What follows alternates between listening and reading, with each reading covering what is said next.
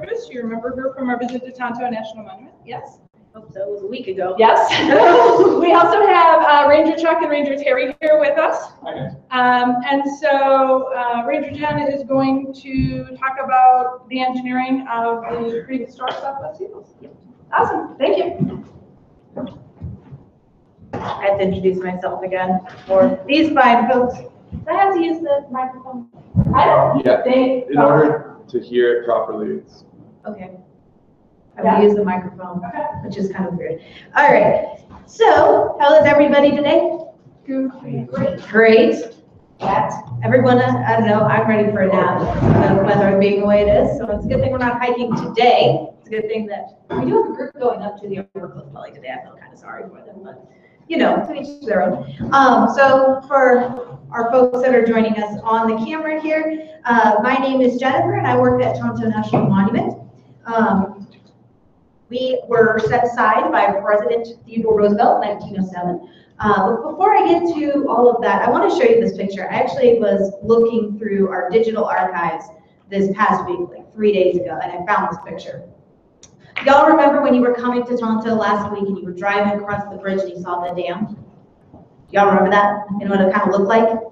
This picture was taken where the dam is today, but this was before the dam was even built. So this was taken in 1903. The dam today, the Roosevelt Lake is right here.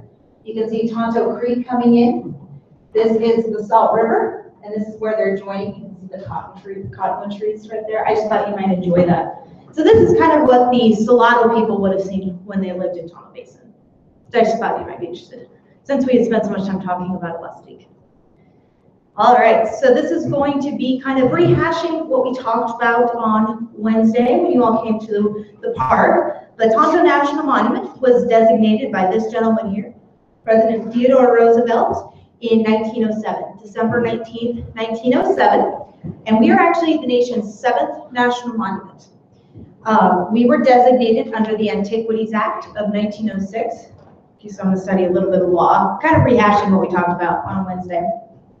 And the Antiquities Act, when it was passed in 1906, was passed to protect archaeological sites throughout the Southwest, so the entire Southwest region, and to protect these archaeological sites from pot hunters and vandals. So we saw on Wednesday some of the effects of that from pot hunters and vandals at the Upper Cliff Dwelling. So that was kind of why that law was passed to protect the sites like the cliff dwellings we went to.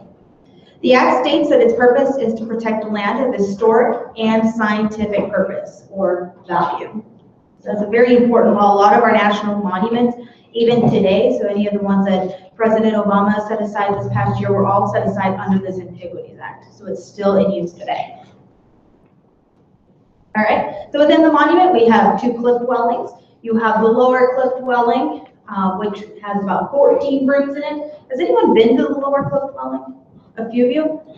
I know you have. Our volunteers, of course, they've been to the lower cliff dwelling. And then we have on the right-hand side the upper cliff dwelling, which I know you all have been to. And that pueblo has about 40 rooms, so it is significantly larger than the lower cliff dwelling it does. So those are our 2 main sites. That was actually those two cliff dwellings are the main purpose for why President Roosevelt set us aside as a national monument in 1907. Those were the main attractions. Although we do have a number of other archaeological sites found within the monument boundaries. A park ranger that works for the National Park Service. The Park Service protects some of the most beautiful and historically important places in the United States, like the Grand Canyon, like Yellowstone National Park, like Yosemite. Have you heard of some of these places? Have you been to some of these places? Yeah, I think everyone should at least try to go to Grand Canyon. Y'all live in the state, right? All right, so our mission is to protect the wildlife, vegetation, scenery, air and water resources, and the human stories found within our national park sites. So I know that you're all in high school and you're going to be going to college in a couple of years. Most of you will probably be heading to college in a couple of years. So I would like to, if you're interested in working at some of our national park sites, working outdoors at some beautiful places, I would definitely recommend looking into perhaps a potential career with Park Service. or the Forest Service, or any of those beautiful land use management agencies. All right, so today, enough of that. I'm here to talk to you about the practical application of science and math in everyday life. Can anyone tell me a career here today in 2017 that uses math and science every day? Can I tell you one that doesn't use math and science? I want to know one that does use math and science.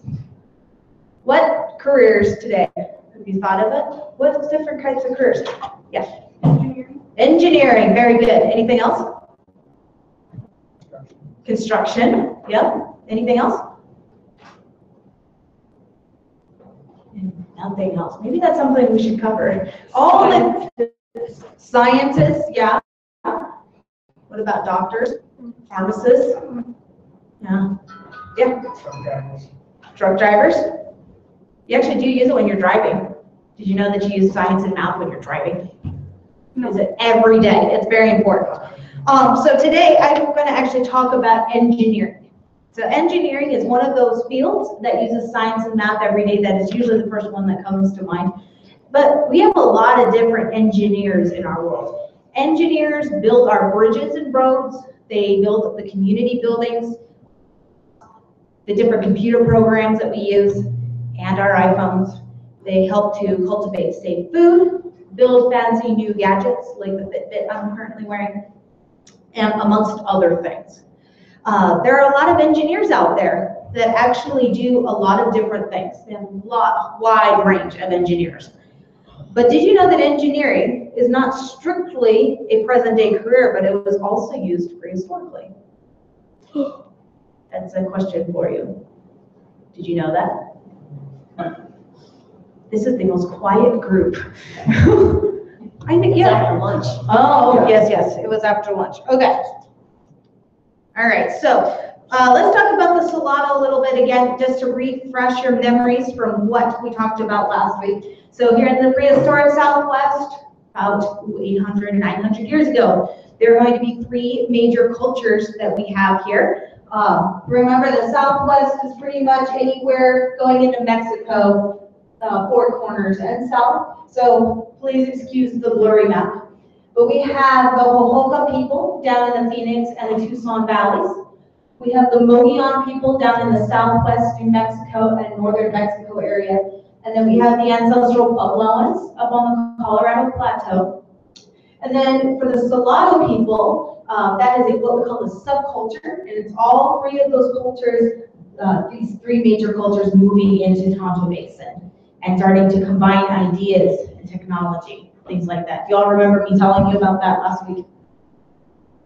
Some of you? Well, that's why we go over it again and again, so we can all remember. Okay, so they're also made some beautiful pottery as well. I always like to put some pottery in there because it's absolutely beautiful.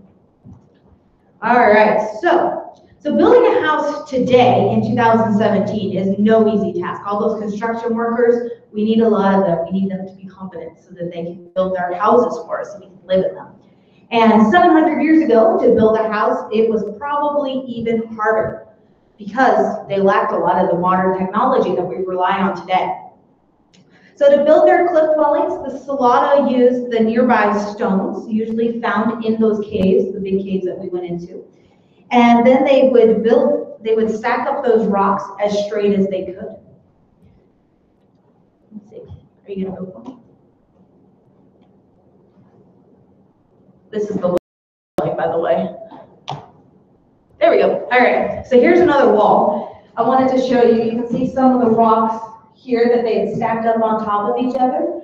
Then they would mix the clay, the soil, with water from that stream we walked through, the riparian area, and fill in the space between it. But they had to know when to actually put the clay in to the walls. It had to be 65 degrees outside or near 65 degrees outside. Why do you think they had to have the perfect temperature to build their walls? So it'll dry. So it'll dry. Yes, exactly. So if it's too hot, what do you think would happen? If you set it in there. Yeah. The clay wouldn't really stick as well, and it'd probably melt off the rocks. Or it might dry too quickly and not in the right position. Exactly. What about if it was too cold? It wouldn't dry. It would dry.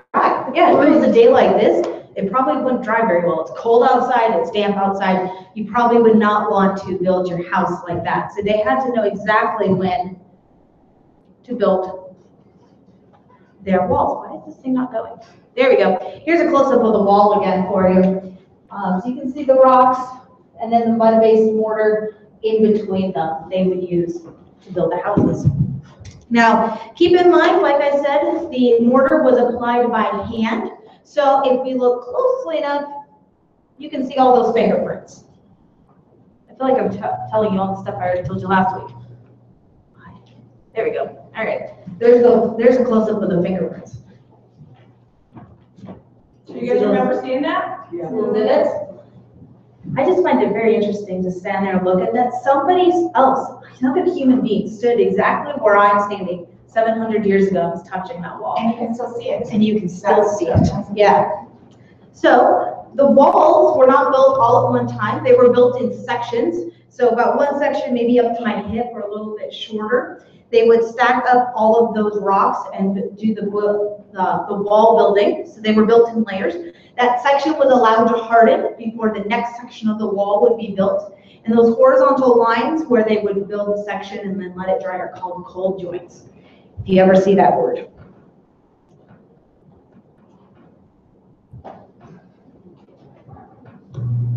All right. More building construction. So the Solano people also use local resources to build their sturdy roofs. Now keep in mind that sometimes there was people living on the second story, so these roofs had to be strong enough to hold people walking around on top of them. So they would use local trees like Arizona sycamore or juniper trees. I'm sorry, you can't see that, but here are the Arizona sycamore trees or the junipers. They would then use those saguaro ribs from the dead saguaros to go across like that. And then they would put 4 to 6 inches of caliche on top of the roof to make them sturdy. What's caliche? Caliche is a mud-based mortar. It's a scientific term for mud-based mortar. So it's not, so if you talk about adobe is when you take mud and mix it with straw. Caliche is just mud. So there's your little bit of differences. Now, we're going to get into something I know we haven't talked about, because I know we talked about this building construction last week. But what I want to talk about really is irrigation canals.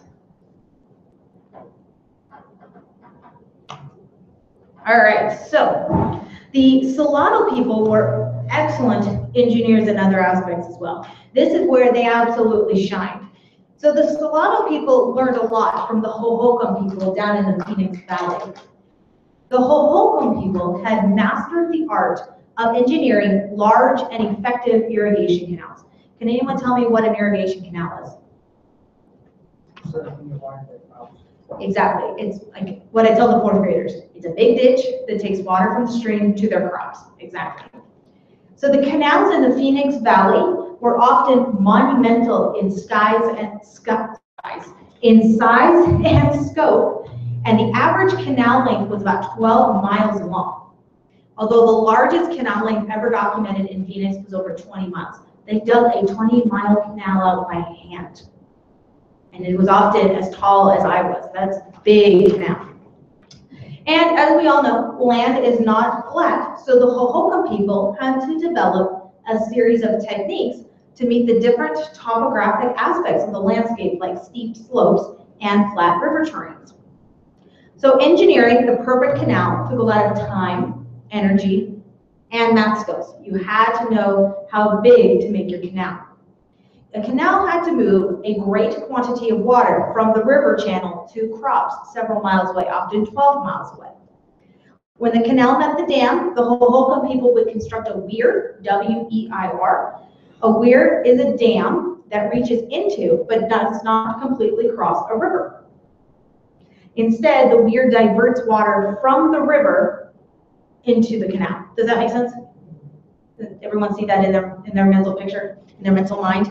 All right, so researchers have also shown that the Hohokam people constructed their canals so that they would be very wide at the weir where the canal met the river, and then it would taper off in size as you would approach the terminus. Determinus meaning the end of the canal. Any ideas why they would do this? Why they would construct their canals this way? Do you know what I'm referring to when I talk about the difference in canals? You can respond, you know. Ladies and gentlemen, we'd appreciate your participation. This. Do you know what I'm talking about? Or do I need to? Not really? Thank you. I need that feedback. All right, so I apologize to people on the camera because I need both hands for this. Okay, so you have your river. Pretend that the. One of you want to come up here and be my example? All right. I'm just getting ready to come up there. All right, excellent. All right, so Terry here is gonna be my river. All right, so you have Terry as the river, and then you're going to have the canal, all right, like this. So it's gonna be wide here, right, with the river, and then it's going to shrink down toward the terminus. Does that make sense? Mm-hmm. So it's gonna kind of do like a cone shape. Like actually shrinking. Like a Yes, it's shrinking down. Does that make sense? Like a funnel. Yeah, exactly. Does that make sense? Yeah. All right, thank you. I'm gonna give Terry a round of applause. So they may be thinking now like a phoenix, and whereas That's how the Hohokam built their canals in Phoenix. That's not how we really do canals these days. Yeah. Okay, so it's like a funnel. Does that make sense? Any idea why the Hohokam people would build their canals like a funnel? Mm-hmm. Any other ideas? Get it at an exact target. An exact target, yeah. Any other ideas? Just, yeah. Because the flow of water would become quicker the smaller that it is. Yeah. So one reason is because as the amount of water traveling through the canal, so it's generally going to be a lot of water that leaves the river and starts traveling down through the canal. And as it's traveling through the canal, that amount of water is reduced through discharge into the field. So it's going to be leaving that main canal and taken off to different crops, right? They're going to be taking water out of the canal. The water is going to be evaporating, right? Because it's hot outside, the water's going to evaporate. And there's also going to be seepage. So it's going to just kind of slowly trickle its way because it is only dirt and water goes through dirt. So the amount of water, as you're traveling through the canal, the amount of water is going to be reduced, right? It's going to be making it smaller. And so the size of the canal must also decrease so that it can maintain the velocity of the water, so it can maintain its speed. Okay? Does that make sense? Yeah, they don't want slow water. They want to keep the same speed. And so to keep the same speed, they had to decrease the size of the canal. Make sense? So do they actually have little tributaries from the Optic Canal? They did. They did have a main canal, and then they had secondary canals coming off of the main canal. I need a whiteboard. That's what I need. I have one. Excellent. Markers.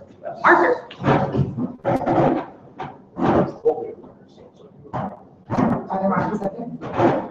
I apologize. This is the first time I've ever given this program. So why don't you move it on to the other side? Oh, wow. Always keep them in the podium. Yes. All right. Blue marker. All right. Good job. River.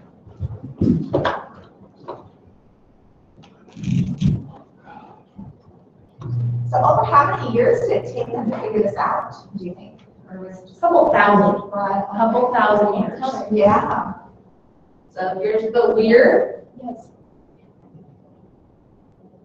Here's the terminus. Did they dam it? Pardon? Did they dam the end of the river? They didn't dam the river completely. The weir is more like a partial dam.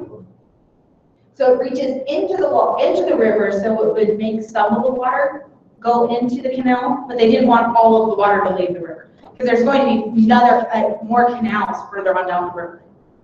So there's not just one, there's many canals doing this. Then from there, you have mini canals. Yay! Does that make sense? Excellent, good. All right, so you have water going out, and then there's going to be fields all over the place around here where the water is going to.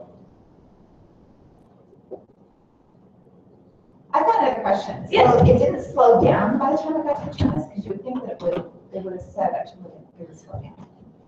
They didn't really, well, they didn't want it to completely slow down. Right, but So I mean, they- it wasn't going constant speed all the way.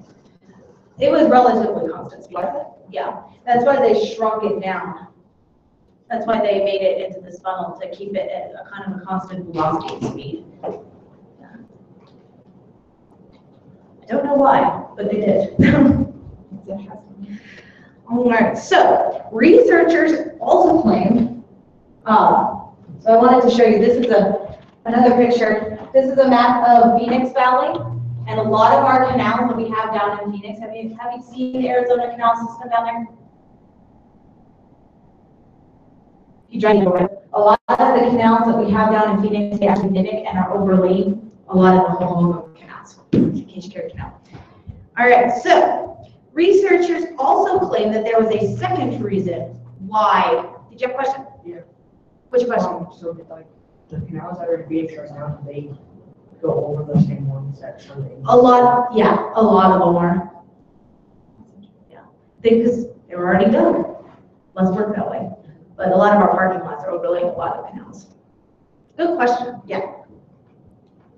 All right, so researchers also claim that there was another reason why we had to build our canals in a certain way. And for that, I'm going to have to do a science experiment. So, as all good science experiments starts off with, I wrote out my question, my hypothesis, and my methods. And what we're going to do is we're going to bring the science experiment up here so that the people on the screen can watch us as well. And I'll let you all read that while we set up, okay?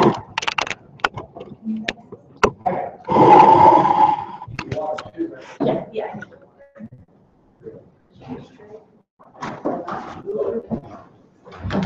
Everything first, right? Yeah.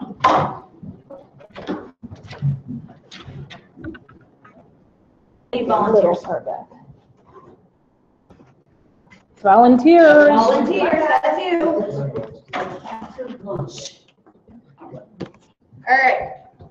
I need 3. 1, 2,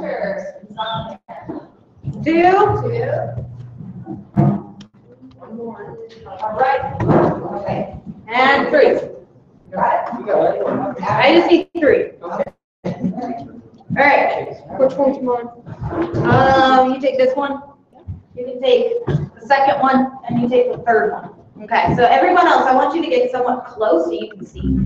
All right, so the question is, how big, what is the diameter of the irrigation canal that will best water my crop? So they had to also do math to figure out how wide across what the diameter of the irrigation canal is.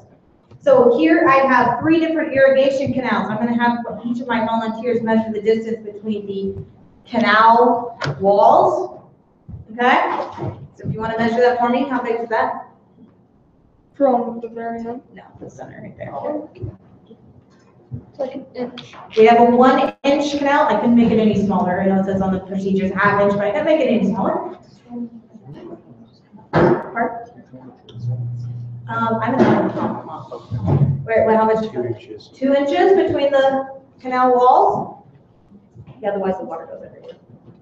How about 3 inches? 3 inches, 3, 4 inches, something like that. All right, so what I'm gonna have my helpers do is they're gonna prop up, each of them are going to prop up at the same level Oh, okay. of the canals. So it's gonna mimic gravity, they're gonna be going downhill, water flows downhill, right? Yes, there's water flow downhill down there. Yes. Yes, okay. So what we're going to do is I'm going to slowly pour water through each of these canals. And we're going to see, I'd like you to imagine that there's gravel in these canals. And I want you to imagine when water's flowing through them, come this way a little, how it would interact with the soil, okay? Can y'all do that for me? All right, so We're gonna pour water into the 1-inch canal. Imagine that there's dirt there. I can't hold a microphone and do this at the same time. Yep. All right. How fast is it going? Pretty good. It's moving pretty quickly, right? Yeah. Why do you think that the water is moving quickly through a very thin canal? Because there's, I don't know, it's just. Yes, you do. Yes, you do. No, I know, I don't know how to say it. You don't know how to say it. So, all right. So if it's thin, is there a lot of room for the water to go, or does it have to go It down? has to go straight down. It has to go straight down. Yeah, There's so it's no, force. yeah, it's forced to go straight down. You want me Excellent. to put right now? Yeah, you can go ahead. Excellent, thank you. There's a reason they're all in pictures. All right, this is the 2-inch canal. Let's see how well the water does here. Hold that for me. All right, wait for a minute. All right, wait. Was that moving faster or slower than the 1/2-inch canal? Slower, Why do you think? because there's not as much force because it's bigger and it allows more water to go. Exactly, very good. All right, last one. The next one is the 4-inch canal, 3-inch canal. By the way, it's bigger. What do you think? Way slower. It's a lot slower It is a lot slower, what do you think? because the canal is wider than the other two, so it has more room to actually fit in between the space of the walls. So the larger the walls were, the more space they had to run through, and they didn't have to go smaller and just stream down. Excellent, everyone give my volunteers a round of applause. Thank you, volunteers. Okay, now, you're gonna help me out, aren't you all lucky? Oh, yeah. Yes, yes. All right, so what were the results? Who can tell me what we just talked about in our experiment? I know yours did, but it's somebody other than my volunteers. Who can tell me what just happened? That where the walls were closer together, like it goes way faster because it has less of an area to go through. Like it doesn't have to cover the whole area. Right, so when the walls are smaller, the water goes faster because it doesn't have as much area between the canal walls. So it doesn't like spread out and go down. It's just Yeah, it doesn't spread out. Did you have something to say? He was talking about force. Force. The smaller it is, the more water forces into it, so it's faster. Yeah, so the smaller the walls are, the more force there is to make it go through the canal. Excellent. Does everyone kind of see where I'm going with this? Yeah. All right, so what is our conclusion? What do you think? Smaller one is the. Smaller one is the best? Goes the fastest. The smaller one is the fastest. But is fastest always the best? No. All right, so this is where I'm going with this one. The Hohokam people, in addition to maintaining the velocity of the water and the constant, keeping a constant speed of the water, they also had to control the water level. And as we saw in the example, the Hohokam people needed to keep their canals between 2 critical thresholds. So I did 3 different sizes. I wanted to show you a very narrow canal, kind of a medium canal, and a very wide canal. If the water in the canal travels too fastly, like through the smaller canal here, it erodes the sides of the canal. So all that water comes through and it pulls all of the sand off of the walls. So the second is the best because it goes just average. Right, exactly. So yep, if you're going through a canal and you're pulling lots of dirt, you're causing all of those walls that you built, because you remember, you're building these walls to erode very, very quickly, which makes more work, right?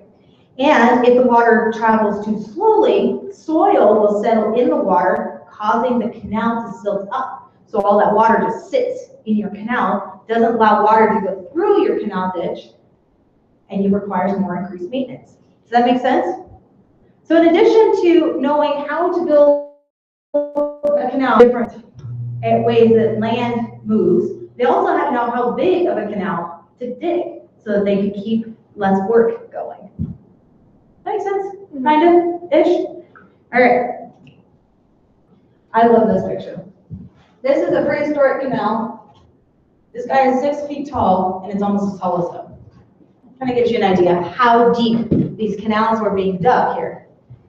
So the Hohokam were also able to control the water level in the main canal and traveling through these side canals. They had a number of methods to do this, such as diversion gates and tablons.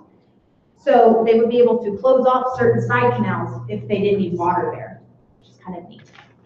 How'd they do that? They had something called a tablon that they would be able to close, and it would keep water from really traveling down the side canals. So would that be built out of, what, sticks? I don't know, yeah, probably. Fiberglass. Probably wood of some type.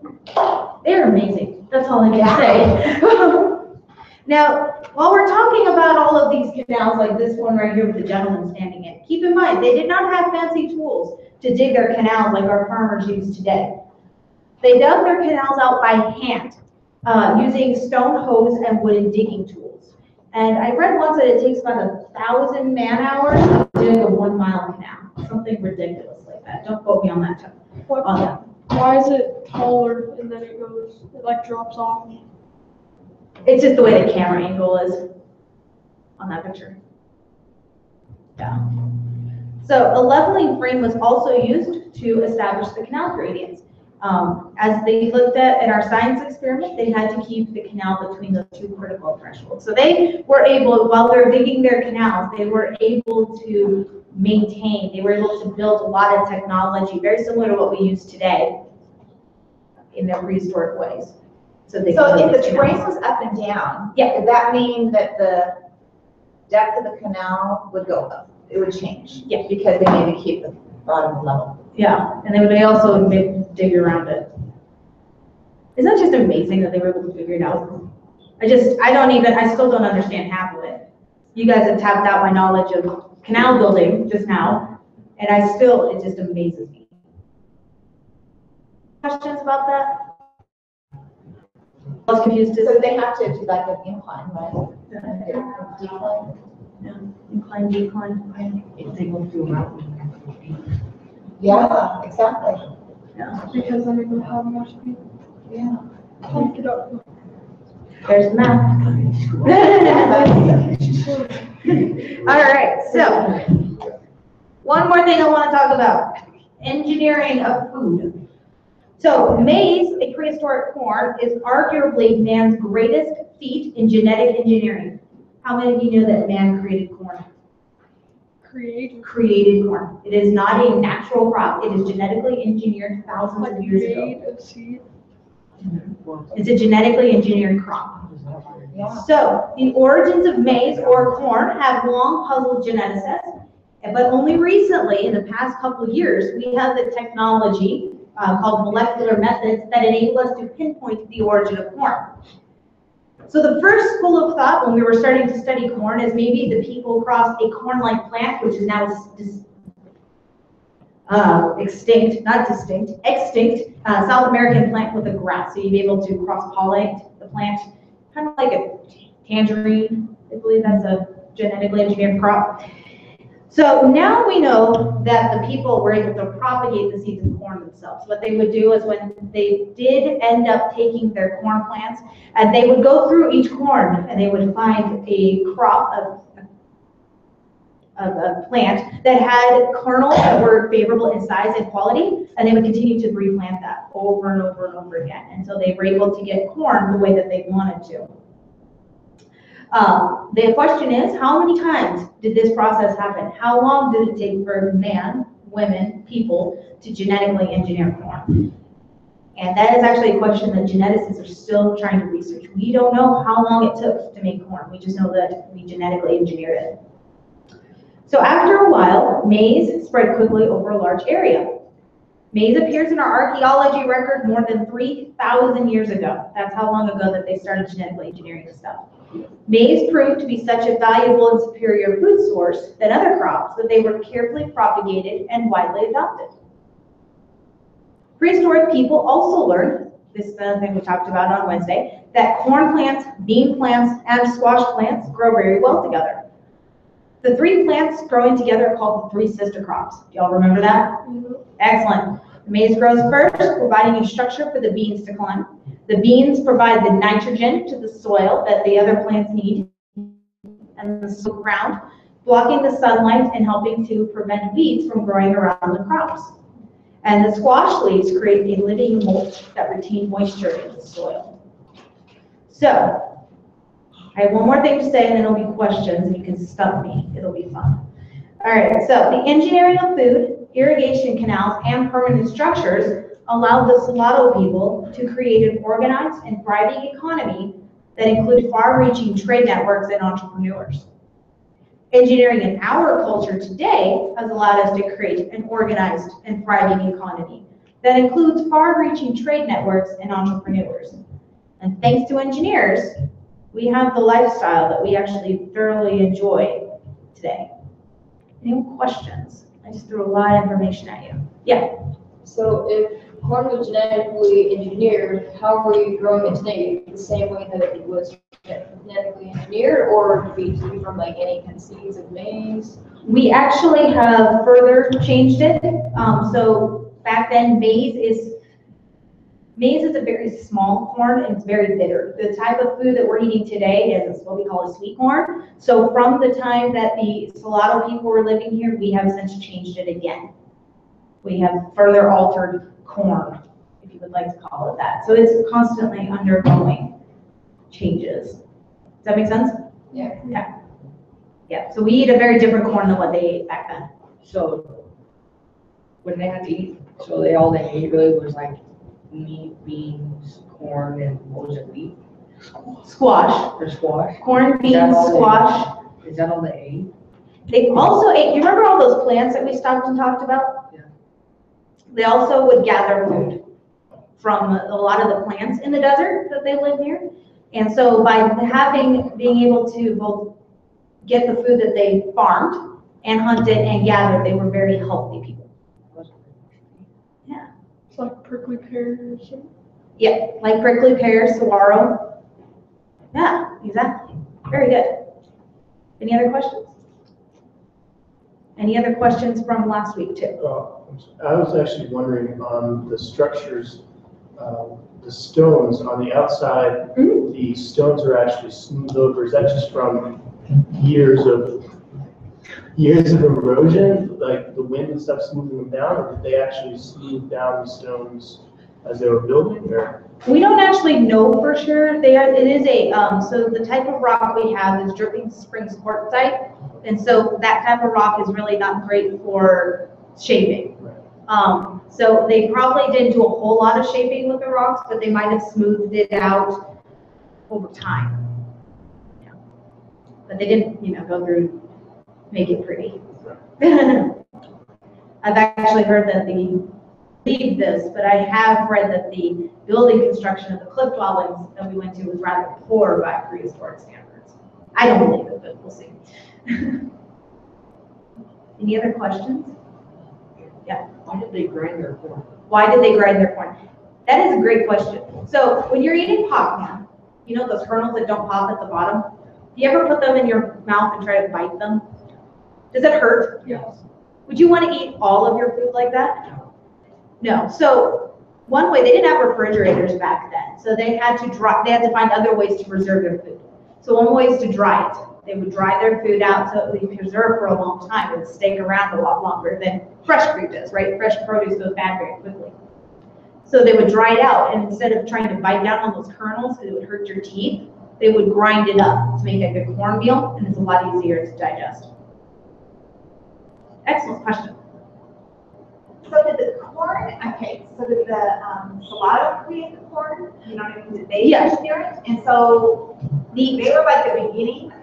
The corn was actually engineered about 3,000 years ago down in Mesoamerica, so South America. South America, Central America, and then that's actually where tomatoes came from, and corn, beans, and squash. All of those crops came up from Mexico, and they were brought north over time. So yeah, So it came here, probably the Hohokam first. Probably the Hohokam first, because they were the closest to the people in the Mexican region. So the Hohokam were probably the first people to have corn, beans, and squash. And then it moved through trade networks, it moved north. So is corn, as we think about corn, is that the kind of corn we have? No. We have a sweet corn today. They had a maize, which is a very bitter corn. It's about this big.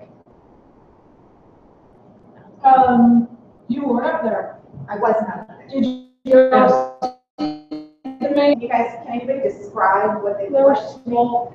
Real small? They Like, Yeah, they're way like They were- around. They were dried out. are they like those like mini corn cobs that you can? They're like that. Oh, But those are about this big.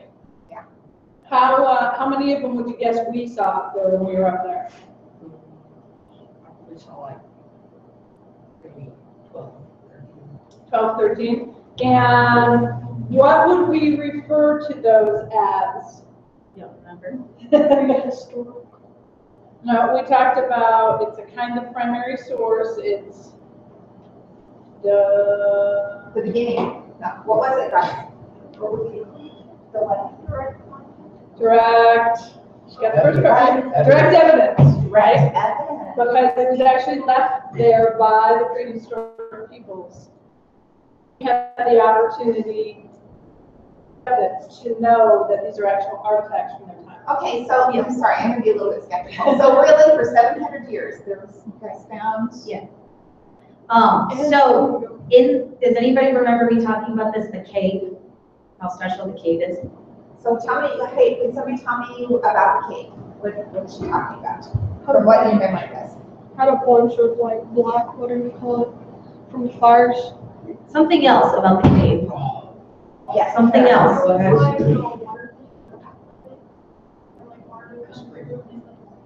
So is that a What spring with that? Feeling? What is it? We can't hear you. The spring. The spring? A spring? Kind of the opposite of the spring.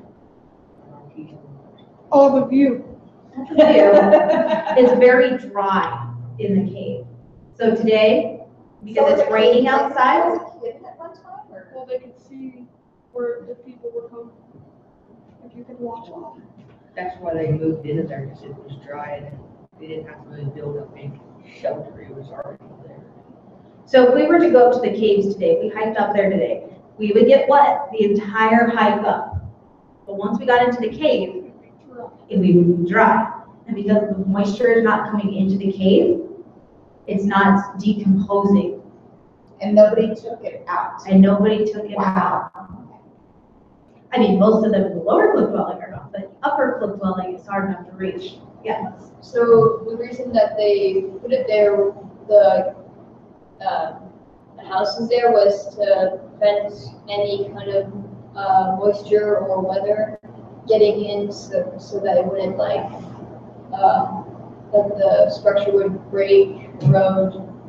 Because keep in mind, if all that structure was mud and rocks, what happens if mud gets wet?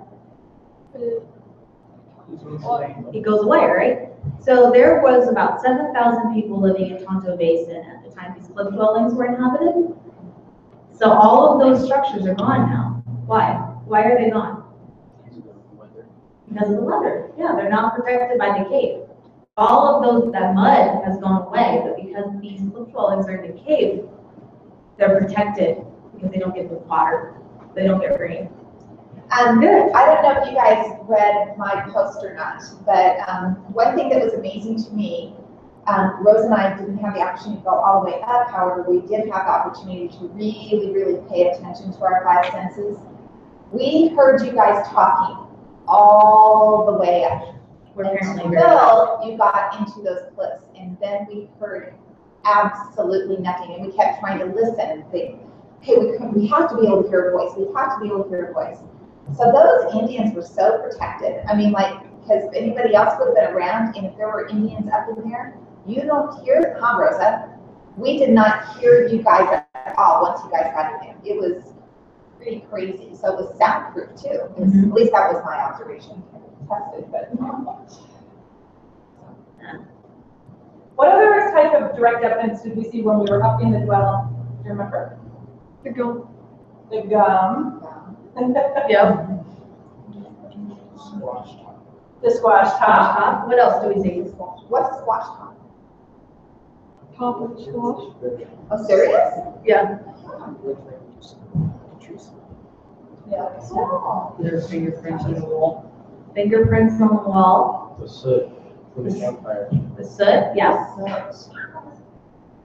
There's some other things up there too. She said pottery. The piece of pottery, that's my favorite. What else did you say up there? The grinding stones. The grinding stones, the monomutates, yeah, All the structures. yeah. Where they have the finger on them. The structures themselves, right? The cliff dwellings, that's direct evidence that they lived there. So I have another question because I wasn't there. Yeah. What did they, you guys, this is for you guys, what did they build? I saw those sticks. So, you know, like you have your floor at the main floor, and then there was a second story, right? And then there were sticks, and then they put bullet shape. What was that? What kind of sticks were they? That went across? They had the swirl cactus in there. They had Oh, like those ribs? yeah, the root, and then this is more of the juniper sticks. Like they cut it down and made it into sticks, so they could hold the other second floor. Wow. For the, what was that, the juniper? The juniper, yeah, the juniper. Does anybody remember what seeing the saguaro ribs inside of the dwelling tells archaeologists? Anybody remember? This was a little ways down on the trail when I told you about this. What does finding saguaro up the structure in the roots tell archaeologists today?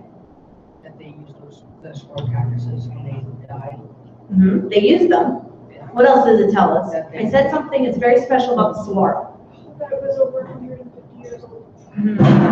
Something else. They were very picky about their spots and went to a place where they could live. What else? They could use those to get fruit and food. Yep. What else?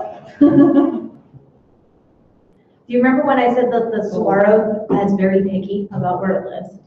Yeah. And it does not live in all parts of the Sonoran Desert? So by finding these saguaro ribs, we know as archaeologists that the environment or ecosystem that the Salado people lived in is very, very similar to what we are looking at today. Does that make sense?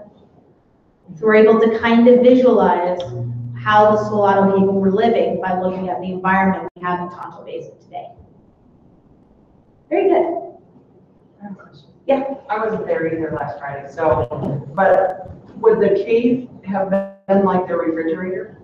Like, is that where they would have stored their food since it was so dry and? Yeah, they stored their food in jars that they made. So the pottery that they made, they stored that food inside of their houses, actually. So each room is a house, and they did indeed store food there. Yeah. Yeah.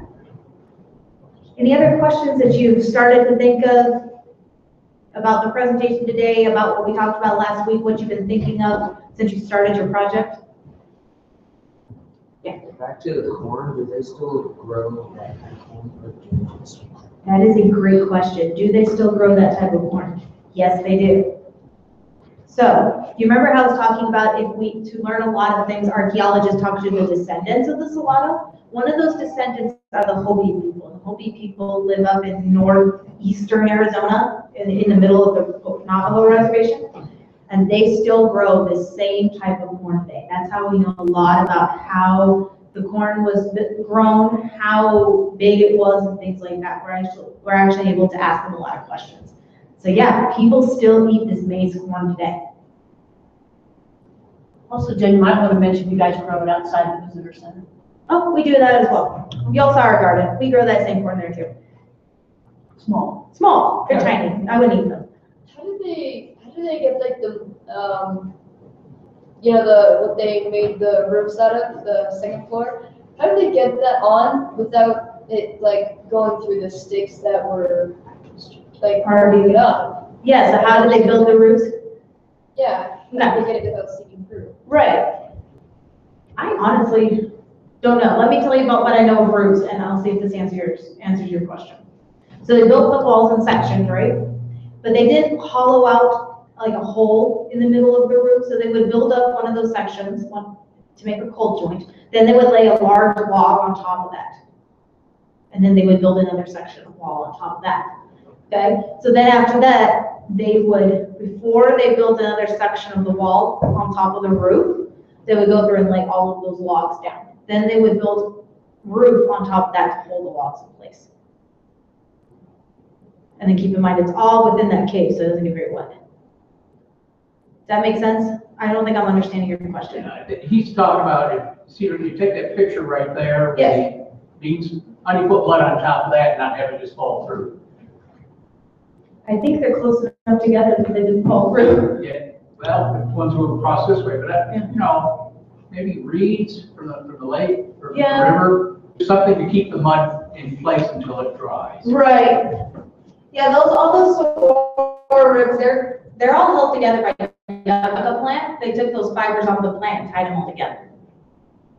That way they could hold them together. But otherwise, I don't know how they kept them in place.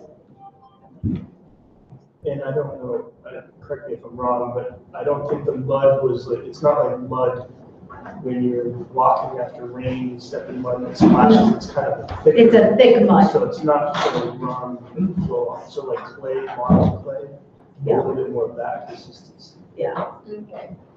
Thank you, everybody. Yeah. Did they ever have like a complete population of like all the Indians around? Probably. Like the highest population? The highest number we know is about 7,000. However, that's a guess. And that's all of them? In about 1,300. That's probably it. You mean in the year 1300? Well, no, that's in Tonto Basin in 1,300. I don't think we know how many were living in the world or in the United States at that time. Have you ever seen a number for how many? Well, what about just Tonto Basin? 7,000, which is more people than live there today. I know that's hard to believe, right? And I believe that's based on available assets to keep them fed, keep them warm, keep them all that stuff. Yep. It's like limited to 7,000. Yeah. Good questions. Yeah, have more questions? I'm all yours. We just have to be back before.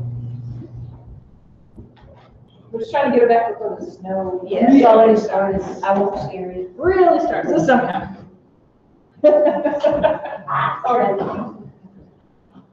Yeah. Did they fish? Probably. They had a river right there. But like with like nice fish string? They probably used, Or did they? they did it for years. They spear They didn't have fishing poles like we did Do you think today. they Well, could yeah, get a but like, stick? tie like something on the end. You know, like the gum, Mhm. chewing gum, they could like just thread it, They could. just make it long, tied onto the stick. We're gonna make archaeologists out of you. Yeah, this is what archaeologists do, we imagine, and we try to find direct evidence to support our theory. We would love direct evidence. I know you do. We already been talking about direct evidence. We're channeling you, Kim. So you guys actually like try it? Like do the chewing gum thing and try to do it? I don't think we actually have tried it. Roger has a question. All right. Any more questions, and then you need to get back on the road. So talking about the fishing in the river, is there any like method that they have with like nets or something to trap fish? Not that I've seen evidence for. We need you to become an archaeologist and research it for us. They use snares to catch salmon from. They have traps, things like that. We want to train you all to be archaeologists and scientists yet, haha. So in your survey the other day, we're gonna meet with Ranger Jen and her crew a couple more times in the next few months. And is there anything specific that you want to let her know you'd really like to learn about? I want to know how you use algebra in guiding.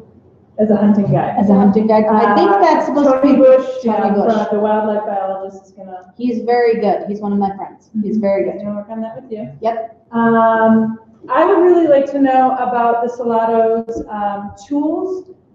And my Tools? understanding is they have a tool trade route. They had a tool trade route or something of that They had a sort. trade route, yeah. Yep.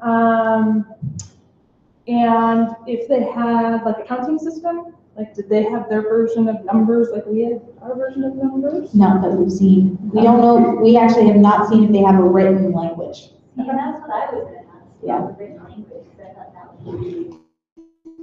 Yeah, these people, Prehistoric, is they didn't have, as we think of, a written language. So is that why they draw, do like pictures on the wall that aren't they called like hieroglyphics? Pictographs and petroglyphs. Hieroglyphics are actually Egyptian rock art. These are called petroglyphs and pictographs. Yeah. Like, I But go that's down- probably their method of communicating. I go down like where the East Meridian and Meridian like comes Mm-hmm. together right there. And like there would be rocks here, like somewhere in there, you see pictures of them, they're like, got stuff in their hand and they're like, trying to stab stuff. Oh yeah, this is all I over. actually have a picture. Yeah, Yeah, it's very cool. that was probably more their written language than like what we think of as writing out English or something like that. They have like, jelly, like, spots right there, like, one of them were like 4 rooms in there, or whatever, have Yeah. like 3 stories or something, percent, like pine or Mhm. whatever. Yep. It's awesome. What else do you want to learn about? Yes, sir. I want to learn about how, like, ways that they use medicine, how they discovered medicine and overall. Okay, that's a study in ethnobotany, and I actually have a coworker who is creating a data Excel spreadsheet on the different plants that we have in the Sonora Desert and how they were used medicinally.